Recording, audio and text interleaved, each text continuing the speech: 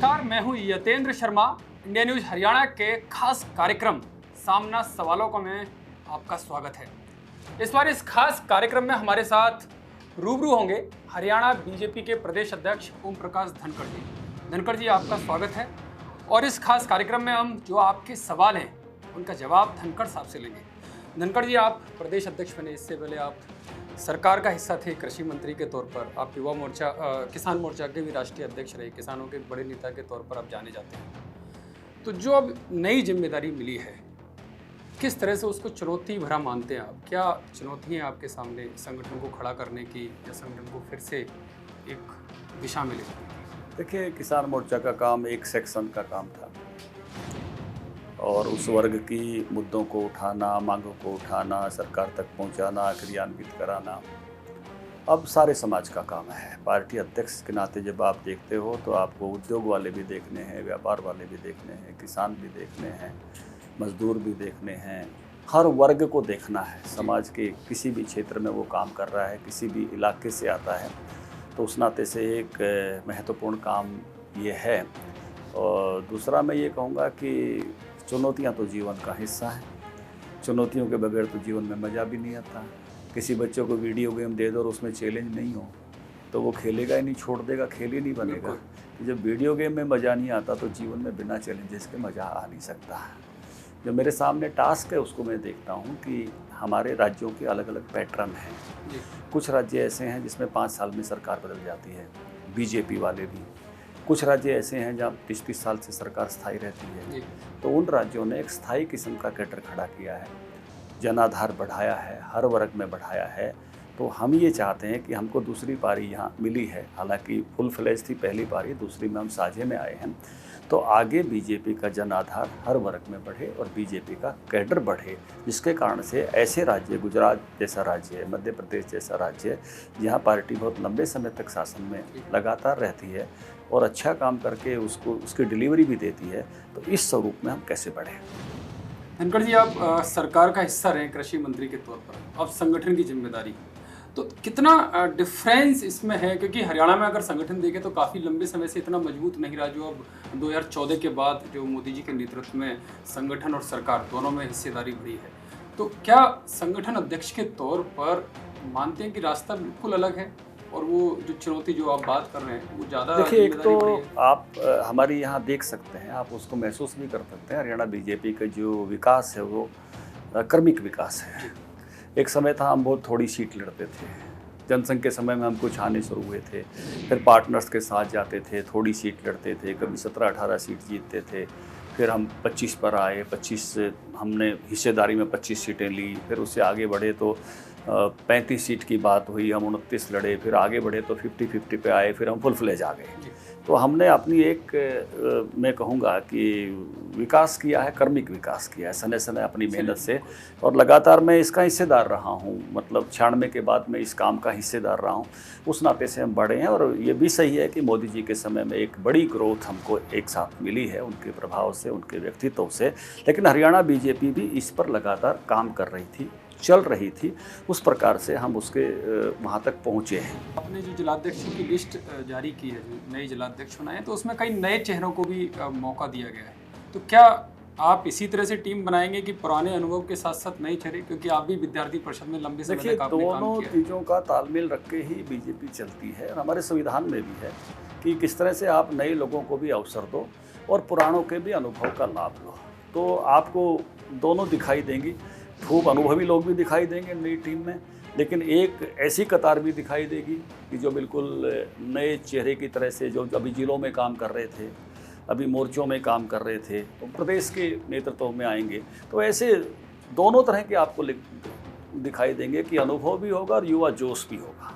यानी कि एक अच्छा खासा बदलाव जब आप नई टीम घोषित करेंगे वो देखने को मिलेगा।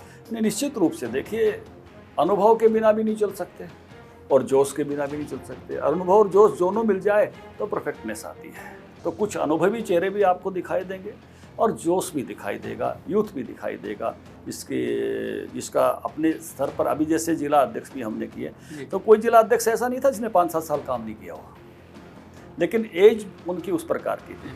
तो इस टीम में भी आप देखेंगे कि कुछ वर्क किए हुए लोग, जिनका एक अपने ज़िलों का अनुभव है, उसमें से कुछ प्रदेश में आएंगे, कुछ प्रदेश के पहले प्रमुख स्थानों पर काम किए हुए अनुभवी लोग भी साथ होंगे। एक अच्छी टीम जो है मुझे लगता है कि उभर के आएगी, जो अपना बेस्ट देगी। सबकी नज़रें आपकी इस टीम पर है, तो कब तक आ जाएगी? हमारा होमवर्क चल रहा है जल्दी। मैंने वैसे सितंबर महीने का समय सबको दिया है, क्योंकि हमारी 3 टायर व्यवस्था पूरी की पूरी बन रही है। अभी मंडलों की भी कार्यकारिणी बननी है, अध्यक्ष बन गए हैं, जिलों की कार्यकारिणी बननी है, जिला अध्यक्ष बन गए हैं, प्रदेश की कार्यकारिणी बननी है, प्रदेश अध्यक्ष बन गए हैं। मैंने कहा इस सितंबर के महीने को अपना ये त्यौहार मना लो, संगठन पर्व, क्योंकि इसमें हमारे साथ कुछ अच्छा भी हो रहा है कि प्रधानमंत्री नरेंद्र मोदी जी का जन्मदिन है, जिसको सेवा सप्ताह के रूप में हम बना रहे हैं। हमने थैले बांटने का हर घर में निर्णय किया है शहरों में, मोदी जी को हाँ, प्लास्टिक को ना। हमने सेवा केंद्र खोलने का निर्णय किया है, उनका 70वां जन्मदिन है, तो 70 कम से कम हम जो है ये CSC अटल सेवा केंद्र खोलें। कल 2 का मैं उद्घाटन भी करके आया हूँ। इसी तरह से हमने ग्रामीण क्षेत्रों में आई टेस्टिंग और चश्मे वितरण का कार्यक्रम रखा है, और मोदी जी के जीवन पर भी जो है जानकारी लोगों को मिले, तो उस नाते से एक वेब सभाएं भी इस सारे समय में होने वाली हैं। बातें तो हमेशा राजनीतिक दल करते हैं कि हम सर्वस्पर्शी होंगे, सबको साथ लेकर चलेंगे, सभी वर्ग को लेकर चलेंगे, लेकिन उसके लिए कोई अलग से रोड मैप नहीं होता, केवल वो भाषणों में सुनाई देती है। क्या उस टीम के लिए कोई रोड मैप होगा? आप अपने हिसाब से भी सरकार को भी अगली बार जो आप कह रहे हैं कि ट्रैक से हटकर फिर से एक बार आपकी सरकार आई है, 5-5 साल वाला नहीं रहा, तो फिर से सरकार आए, सरकार मजबूत हो, इसको लेकर बीजेपी तो शुरू से सर्वस्पर्शी पार्टी है, सारे समाज के सभी वर्गों को साथ लेकर चलती है, और बीजेपी की टीम भी ऐसी ही बनती है। तो सर्वस्पर्शी सभी वर्गों को, मेरे जिला अध्यक्षों में भी आपने देखा सभी वर्गों से लोग आए हैं, तो उसी प्रकार से प्रदेश की टीम में भी सभी वर्गों का रिप्रेजेंटेशन होगा, सबको साथ लेकर आगे बढ़ने का। वो है भी अपने अपने वर्ग में व्यक्ति अपनी बात रखता है, अपने वर्ग में से व्यक्ति दिखने से वो अपना रिप्रेजेंटेटिव मानता है, वहाँ पर हाजिर है, तो इसलिए उन सबके प्रतिनिधित्व के साथ ही टीम। कोरोना की बात करें कि कोरोना का समय चल रहा है और काफ़ी सारे कार्यक्रम कोरोना की वजह से प्रभावित हो रहे हैं, और हरियाणा में भी कोरोना की लगातार संख्या बढ़ती जा रही है, तो इसकी रोकथाम के लिए भी सरकार तो कर ही रही है, लेकिन संगठन के लेवल पर कुछ होगा, क्योंकि आपके कार्यक्रम भी प्रभावित हो रहे होंगे। देखिए, निश्चित रूप से कार्यक्रम केवल हमारे प्रभावित ऐसे हुए हैं ऐसा नहीं है, सरकार पूरी प्रभावित हुई है। मुख्यमंत्री जी, कृषि मंत्री जी, बिजली मंत्री जी, अभी शिक्षा मंत्री जी, हमारे जो है विधानसभा अध्यक्ष, हमारे बहुत सारे सांसद, विधायक, इसकी हमारे केंद्रीय मंत्री कृष्णपाल गुर्जर जी, सब इसकी चपेट में आए हैं, और उस कारण से उनके जो अपनी निजी वर्किंग है या जो दायित्व है उसके नाते से वर्किंग है, सब प्रभावित निश्चित रूप से होती है। प्रतिपक्ष के भी लोग कई सारे चपेट में आए हैं, और अभी तो सावधानी ही उपाय है, क्योंकि हम सब लोग जितना सैनिटाइजर, मास्क, सोशल डिस्टेंसिंग और जितने भी इम्यूनिटी बूस्टर चीज़ें हैं वो लेना, ख्याल रखना, तो इस नाते से, क्योंकि जब तक वैक्सीन नहीं है इसका और कोई उपाय नहीं है, क्योंकि या तो आपकी बॉडी में से वो आके जा रहा है, एंटीबॉडी उत्पन्न कर रहा है, या तो तब आप सुरक्षित हैं, नहीं तो आपको बच के रहना ही उसका उपाय है। इसलिए प्रधानमंत्री जी भी बार बार यही आग्रह करते हैं, हम सब भी इस बात का आग्रह करते हैं कि भाई अपना ख्याल रखें और अपनों का ख्याल रखें। एक अच्छी बात ये हुई है कि संख्या तो बढ़ने की बड़ी भारी प्रोजेक्शंस थी, उसकी तुलना में हम शायद 10% भी नहीं जा रहे हैं। ये तो 2.5 करोड़ लोग कहा था कि 15 अगस्त तक हो सकते हैं, तो उस नाते से तो हम काफ़ी अच्छे हैं, मतलब कंपेरेटिवली आप उस अध्ययन को करोगे जैसी प्रोजेक्शंस थी, और मेडिकल फैसिलिटीज़ भी उस कारण से हम बढ़ाने में सफल हुए हैं। आज ऐसी दिक्कत नहीं है किसी को वेंटिलेटर नहीं मिल रहा, या किसी को ऑक्सीजन नहीं मिल रही, या किसी को अस्पताल जाना चाहता है तो एडमिशन नहीं मिल रहा। ये तो एक बार हमने देखा था कि महाराष्ट्र में तो ऐसी स्थिति हो गई थी कि वहाँ पेशेंट्स को बेड नहीं मिल रहे थे, ऐसी स्थिति हमने टीवी पर और सब पर देखी। तो कंपैरेटिवली हम अपनी व्यवस्थाएं खड़े करने में कामयाब हुए हैं, और एक और अच्छी बात भी हुई है, भय कम हुआ है, और बहुत सारे लोगों को कम तकलीफ़ हो रही है, अपने सेल्फ आइसोलेशन से भी वो उसमें से ठीक हो रहे हैं, तो ये भी एक अच्छी बात है। उस नाते से हम इस महामारी को, मैं ये कहूँगा कि हम पूरी तरह से छूट तो नहीं पा रहे हैं, लेकिन संभालना सीख गए हैं जी, और उस नाते से केयर रखने से ही आगे बढ़ेंगे। आप अध्यक्ष बने और अब कुछ समय के बाद ही बड़ौदा में उपचुनाव होना है, तो उसको लेकर क्या रणनीति बीजेपी बना रही है?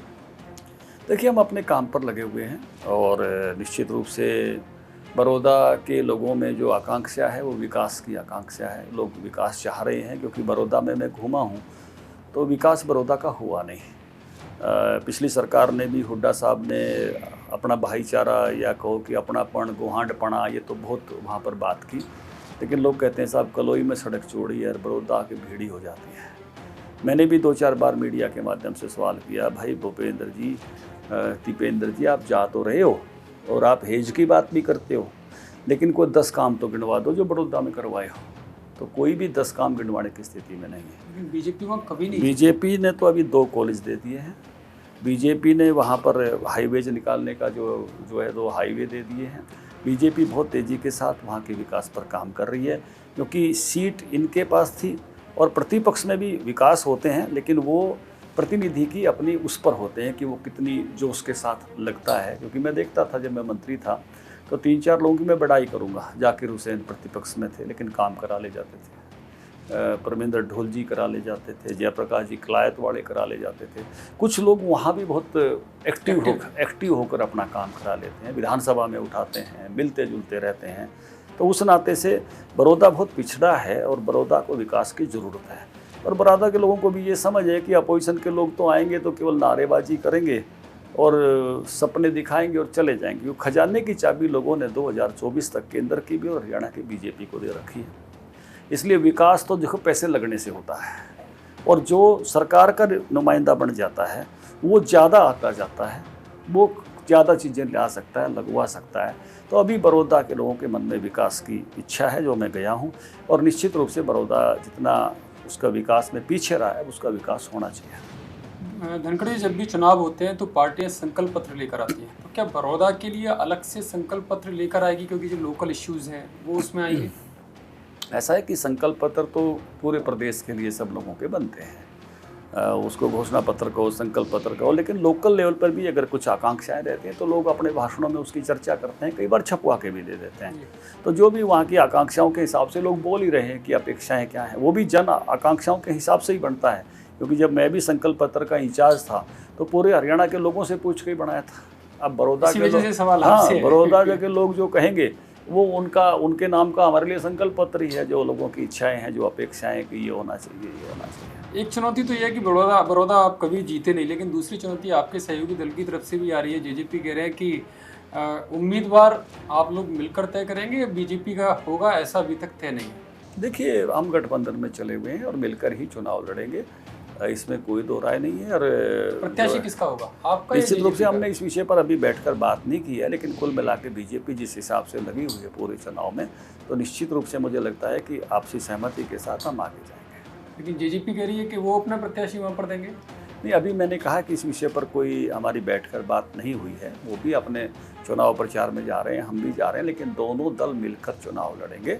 और भारतीय जनता पार्टी ने उस विषय पर अपनी पहल की है। काफ़ी अच्छे समय से हमने जेपी दलाल जी को वहाँ लगाया हुआ है, संजय भाटिया जी लगे हुए हैं, हमारे जिला अध्यक्ष मोहनलाल जी कौशिक लगे हुए हैं। तो हमारी टीम में वहाँ अच्छे से काम कर रही है। यानी कि जिस तरह से आपकी टीम काम कर रही है उससे माना जाए कि प्रत्याशी बीजेपी का होगा, इस विषय पर हम मना लेंगे। हम इस विषय पर मिलकर विचार करेंगे। बीजेपी बहुत पहल के साथ वहाँ लगी हुई है।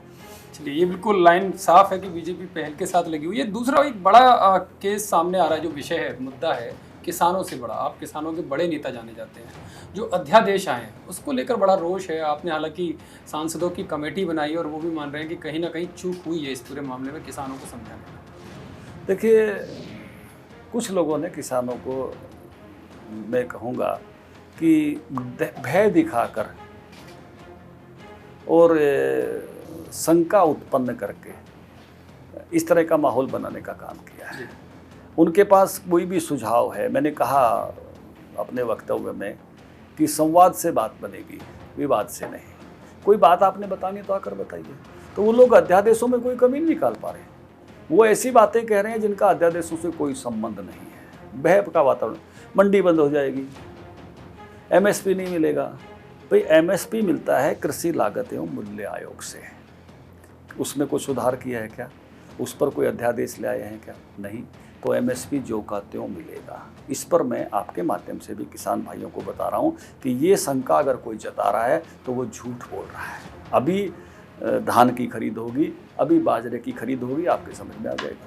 तो यूँ ही एमएसपी डिक्लेयर होंगे, यूँ ही खरीद होगी, मंडी में दिक्कत हो जाएगी। अभी हमको भी पता है भाई, 82,000 किसान एफपीओ से जुड़े हैं, कृषक उत्पादक जो संघ बनते हैं उनसे जुड़े हुए हैं। 20-25 हज़ार हमारे प्रगतिशील किसान हैं, कुल मिला के लाख सवा लाख हो सकते हैं।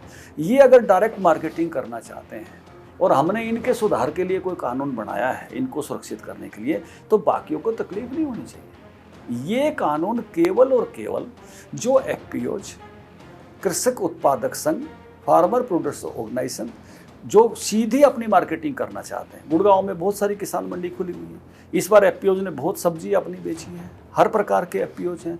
मधुमक्खी पालकों के अलग एफपीओज हैं, सब्जी वालों के अलग, फल वालों के अलग एफपीओज हैं।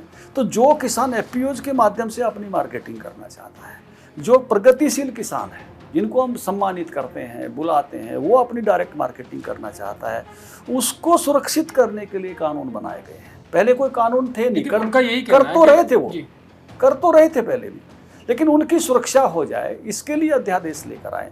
उसमें भी कोई सुधार चाहिए तो हम बिल्कुल ओपन है, लेकिन जो एक जिस चीज को छेड़ा ही नहीं गया उसका अब एफपीओ अपनी डायरेक्ट सब्जी लाना चाहता है गुड़गांव में। आप कहो नहीं जी जबरन मंडी लाओ, क्या उचित है? क्या उसको जबरन मंडी लाएं? जो एफपीओ वाले 50 किसान 100 किसान मिलकर अगर अपनी गुड़गांव में सब्जी बेचना चाहते हैं तो क्या उनको मंडी लाने के लिए विवश करें जी, मजबूर करें उनको मंडी लाने के लिए? कोई किसान अपना शहद उत्पन्न कर रहा है और अपनी खुद दुकान लगा के बेचना चाहता है तो उसको मजबूर करने के लिए तो मंडी लेके आओ। लेकिन उनका ये कहना है कि अगर एमएसपी वाला जो मामला है, जो मंडी वाला मामला, तो उसमें लिख कर देने में क्या दिक्कत है सरकार? नहीं, उसको छेड़ा ही नहीं है ना, उसमें कहाँ लिखे भाई? जो एक अलग चीज है, ये एक अलग डॉक्यूमेंट है, वो एक अलग डॉक्यूमेंट है, वो तो है ही ना, उसको छेड़ा ही नहीं है।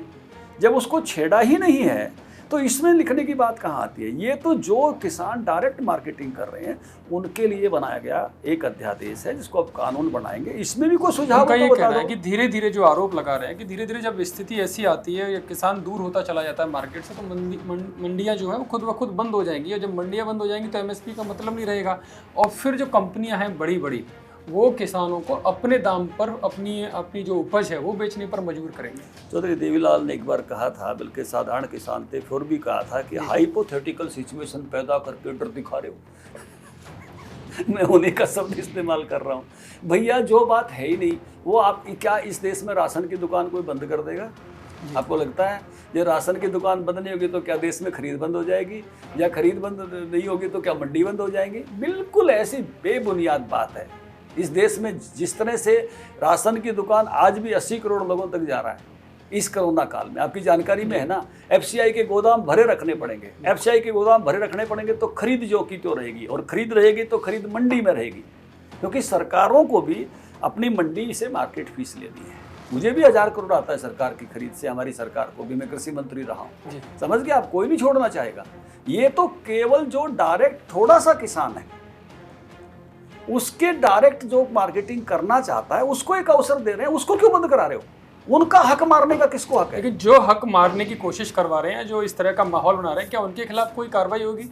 नहीं क्या देखो, क्योंकि जिस तरह से इतनी बड़ी भीड़ इकट्ठी हुई, लाठीचार्ज हुआ, क्या लाठीचार्ज को आप सही मानते हैं? और क्या अगर नहीं उनको समझा पाए तो कहीं ना कहीं चूक तो मानते हैं ना? देखिए ये जो एक हाइपोथेटिकल सिचुएशन कर तो खामखा के बहका वातावरण बना के जो बात खड़ी की गई, ये बात जो है उन किसानों के हक को रोकती है जिन किसानों का हक वाजिब है और उनको मिलना चाहिए। वो मिल रहे हैं, वो कह रहे हैं, वो आ रहे हैं, हमको भी कह रहे हैं साहब, हम डायरेक्ट बेचना चाहते हैं, हमको क्यों रोक ले? मंडी लाने के लिए हमको क्यों मजबूर कर रहे हैं? फिर भी बड़ी संख्या में किसान इकट्ठा हो रहे हैं। तो इसलिए ये नहीं, वो उस नाते से किसानों की संख्या कितनी है प्रदेश में? 14 लाख किसानों को 6000 रुपये जा रहा है। उसमें से 19 लाख तक का एक बार डाटा उसमें से जो है किसानों की संख्या का, जो पहला एक बार डाटा मेरे पास आया तो 19 लाख जो है उस तक का था।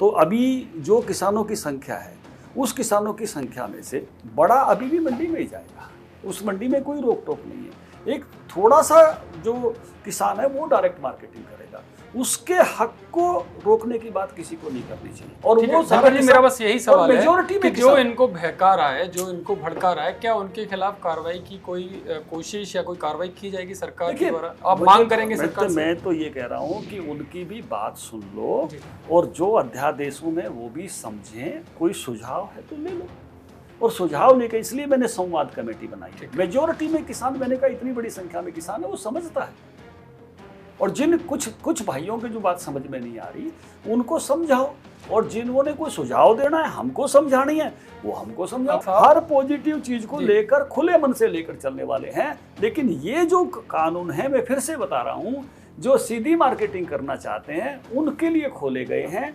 मंडी व्यवस्था पर और एमएसपी पे जिसकी तस रहेगी उसके बारे में खामखा का भय उत्पन्न ना करें। आगे गेहूं खरीदेंगे, सरसों खरीदेंगे, ये तो 25 सितंबर से हमने खरीद की तारीख मांग रखी है। जब वो खरीदा जाएगा तो जो गड़ंग पा रहे हैं उनकी पोल खुल जाएगी। बिल्कुल। एक सवाल और है, जब सरकार और संगठन और सहयोगी संगठन आपके साथ है तो कई बार ऐसे बयान आते हैं कि जेजेपी का बयान कुछ और होता है, आपके नेताओं का कुछ और होता है, तो क्या इसमें कोई कोऑर्डिनेशन कमेटी नहीं बनाई गई अभी तक? क्योंकि एनडीए के लेवल पर जब देखें राष्ट्रीय स्तर पर तो इस तरह की कमेटी होती है, लेकिन हरियाणा में देखिए आप बड़ी ऐसी विचित्र बात कर रहे हैं। गुलदस्ते में फूल तो सब कलर के होंगे, सबका कलर एक ही कर देंगे तो गुलदस्ता का जो बेस होता है उसे रोकने के लिए होता है। वो तो एक है ही है, बेस तो एक है ही है। मत हमेशा मत अलग अलग हो सकते हैं, मन एक होना चाहिए, और मत आना ही लोकतंत्र की सुंदरता है। तो इसलिए अभिमतों की अलग अलग अभिव्यक्ति, ये कैबिनेट में भी इतने लोग बैठकर फैसला करते हैं ना, एक आदमी तो नहीं करता। तो इसलिए अलग अलग मत आने ही चाहिए। मत अनेक निर्णय एक, ये लोकतंत्र का सौंदर्य है, उसी पर हम चलते हैं। और इसलिए अलग अलग प्रकार के मत आना कई बार लोकतंत्र की सुंदरता होती है।